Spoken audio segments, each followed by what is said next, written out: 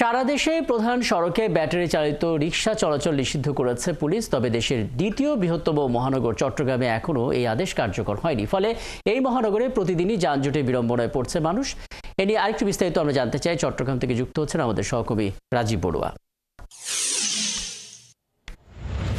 রাজীব, একটু বলবেন আসলে সারা দেশে যেখানে প্রধান সড়কে ব্যাটারি চালিত অটোরিকশা নিষিদ্ধ করা হয়েছে, যেটা আসলে প্রধান সড়কে উঠবে না, চট্টগ্রামে সেই নির্দেশনাটা কেন আসলে মানা হচ্ছে না বা কেন সেখানে এসে পৌঁছায় না, কি ভোগান্তি তৈরি হচ্ছে এবং পরিস্থিতি আসলে কি দেখছেন আপনি রাজীব? রাকিব, এখানে কিন্তু আসলে চট্টগ্রাম নগরীতে যে অবৈধ যে ব্যাটারি রিক্সাগুলো চলছে সেগুলো বন্ধের একটা নির্দেশনা কিন্তু আছে। গত 9 সেপ্টেম্বর থেকে সেই নির্দেশনা কিন্তু জারি করেছে চট্টগ্রাম মেট্রোপলিটন পুলিশ। তো এখানে কিন্তু এই এই যে ব্যাটারি রিক্সা যে চলছে নগরীতে, এখানে আসলে তদারকির একটা ঘাটতি রয়েছে।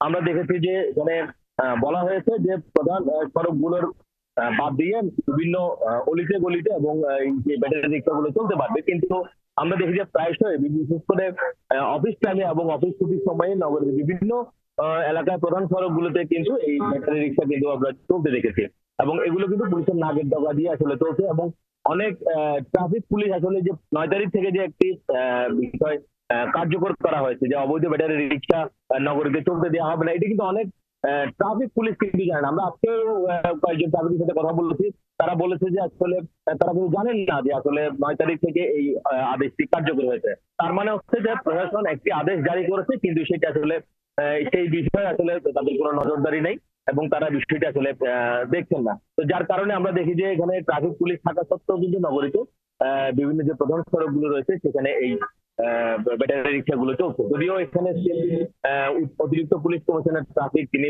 বলেছেন যে শুধুমাত্র ব্যাটারি রিক্সা নয়, এর বাইরে যে অবৈধ যে যান চলাচল করছে, বিশেষ করে রুট পারমিট ছাড়া এবং ফিটনেসবিহীন যে গাড়িগুলো রয়েছে সেগুলোর চলাচলের বিরুদ্ধেও তারা কিন্তু আসলে নিষেধাজ্ঞা জারি করবে এবং অভিযান পরিচালনা করবে। আমরা দেখেছি যে ইতিমধ্যে শুধুমাত্র একটা দিন নগরীতে তারা অভিযান পরিচালনা করেছে, সেটি হচ্ছে 10 তারিখে।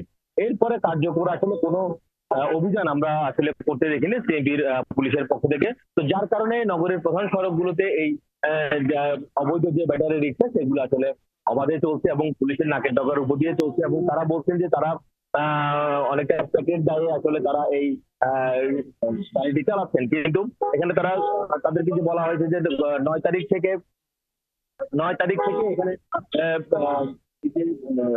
যান চলাচলে যে নিষেধাজ্ঞা দেওয়া কিন্তু তারা জানেন কিনা। তো অনেকে বলছেন যে তারা আসলে জানে, কিন্তু তারা এটা আসলে মানতে চান না। তারা বলেন যে এটা একটা সময়সীমা যদি আসলে নির্ধারণ করে দেওয়া যায়, নগরের কোন কোন অংশে চলবে সেরকম করে একটা বিষয় যদি তারা ঠিক করে দেয় এবং তাহলে তাদের একটা উপকার হয়। আপনি জানেন যে এখানে চট্টগ্রামে প্রায় 70,000-এর মতো প্যাডেল রিক্সা চলছে।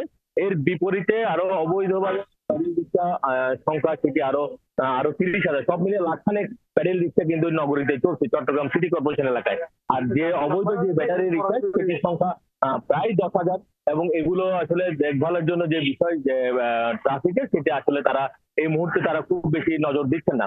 এবং এখানে একটা বিষয় আপনাকে জানিয়ে রাখি, এখানে যে সাধারণ মানুষ তারা বলছে যে এই ব্যাটারি রিক্সার কারণে কিন্তু নগরীতে লোডশেডিং তৈরি হচ্ছে। কেননা এই 20,000 যে ব্যাটারি রিক্সা, 20,000 ব্যাটারি রিক্সার জন্য প্রতিদিন প্রায় 150 থেকে 160 মেগাওয়াট বিদ্যুৎ লাগে, যেখানে পুরো নগরীতে আসলে বিদ্যুতের প্রয়োজন হয় 1500 থেকে 1600 মেগাওয়াট। এবং এই অবৈধ ব্যাটারি রিক্সার কারণে যে 150 থেকে 160 মেগাওয়াট অতিরিক্ত বিদ্যুৎ লাগে, সেটির কারণে আসলে নগরীতে যে লোডশেডিং হয় তার অনেকাংশে কিন্তু এই ব্যাটারি রিক্সার কারণে। ফলে চট্টগ্রামে এসেছে বটে, কিন্তু আসলে সেই তদারকির অভাবটার কারণে এখনো প্রধান সড়কে ব্যাটারি চালিত রিক্সা দেখা যাচ্ছে। নিশ্চয়ই পরবর্তীতে আরো কথা হবে। আমাদের সঙ্গে চট্টগ্রাম থেকে যুক্ত হয়েছেন সহকর্মী রাজীব বড়ুয়া।